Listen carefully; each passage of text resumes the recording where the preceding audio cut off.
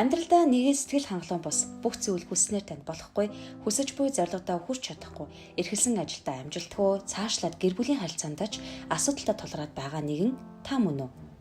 Та л азгүйтэл бүтлгүүтлээр дүүрэн танаас бусд нь амжилттай харагдаад байна уу? Та л хоцроод бусдад төрүүлээд байна уу? Чадахгүй бүр цогтмаар бодол мэдрэмж үе биш үргэлж төрдөг. Бид асуудал тулгарч хүндхэн нөхцөл байдал үүсэх үед аль болох өөрийгөө баг зовоож өрөөлөөс асуудлын шалтгааныг хайхыг зорддог. Энэ нь бидэнд амар хялбар боловч бодит байдал дээр үүнийг үнэнтэй нүүр тулахыг үл хүсэх айц гэж нэрлэдэг. Нэг үгээр бодит байдлыг үл хүлийн зөвшөөрөх, чихэн биетэй уулзахаас зайлсгэж өөрийгөө хуурах цаг хугацаа өрөх үйл явц юм.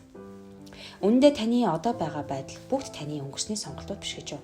Сонголт шийдвэр бүрийг та гаргасан. Яг одоо таны хүчлэг хийж буй ажил нэгэн цагт таны дурлаж хийхийг хүсдэг байсан ажил. Яг одоо таны үл хайрлаж буй хань жил нэгэн цагт таны хамгаас хайрлаж, харамлаж, түнгүүгээр хорвоог туулахгүй гэсэн шийдвэрийг гаргаж байсан нэгэн биений танд аав, ээж гэх эрхэм нэрээр дуудуулах эрхийг бэлгэлсэн таны хайртай хүн.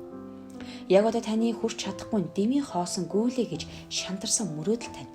Нэгэн цагт таны амьдралд итгэл найдвар, урам зориг, өөрийгөө нээх, бүтээх, өөрчлөлтийг бий болгохыг хүсэн дуусшгүй хүсэл байсан л автай. Тэгэхээр та өөрийгөө өөрчлөх цаг иржээ. Бүх зүйл болохгүй байвал бүхний алдааг бусдаас бус өөрөөсөө асууад үзээрэй. Өнгөрсөнд та хэн байсан бэ? Бүгдийг өөрөөсөө асууж, хайж, өөртөөгөө нүүр тулж, өнгөрсөнд болон одоо таны ухаан, бодол, сэтгэл зүрх, харилцаа хандлага, хариуцлага ямар байгаа талаар эргцүүлээд үзээрэй. Эрлийг ихлүүлсэн хүнд эрдэнэс заавал олддог учраас хэцүү боловч өөрчлөлтийг өөрөөсөө хайх нь хамгийн зөв зам юм. Жинхэнэ өөрчлөлт бие дотор бие өөрчлөгдөе гэх хитгэн үгс, бодол, шийдвэр тэгээд үйлдэлээс эхэлдэг. Таны өөрчлөлт танд бэлэг байх болно. Танд амжилт хүсье.